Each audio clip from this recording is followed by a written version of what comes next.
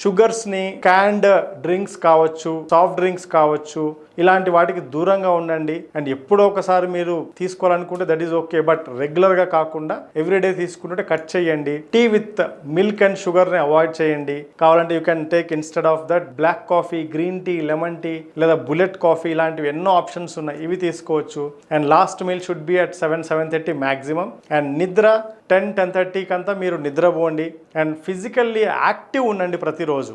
Everyday sedentary కూర్చొని చేసే jobs ఉన్న వాళ్ళైతే I recommend move for every half an hour or 1 అవర్కి కదలండి.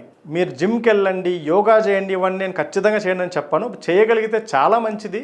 చెయ్యలేని వాళ్ళు at least move for every half an hour. మీరు స్క్వాట్స్ చేయండి, లేదా వాక్ చేయండి, లేదా ఏదైనా చిన్న వెయిట్స్ ఉంటే అవి వాటితో ఒక 5-10 మినిట్స్ చెయ్యండి. వర్కౌట్స్ ఏవైనా సరే డేలో నేను చెప్తున్నా. సో ఈవినింగ్ లోపు every 1 hour or half an hour ఇవన్నీ చేస్తూ ఇవి పాటించి మీరు చూడండి. మీలో ఏం చేంజెస్ కనిపిస్తే నాకు కామెంట్ రూపంలో చెప్పండి. అండ్ మీరు ఒకవేళ కస్టమైజ్డ్ సొల్యూషన్ మీ మెటబాలిక్స్ ఇష్యూస్ నుంచి బయటపడాలి అనుకుంటే యూ కెన్ కాంటాక్ట్ మీ.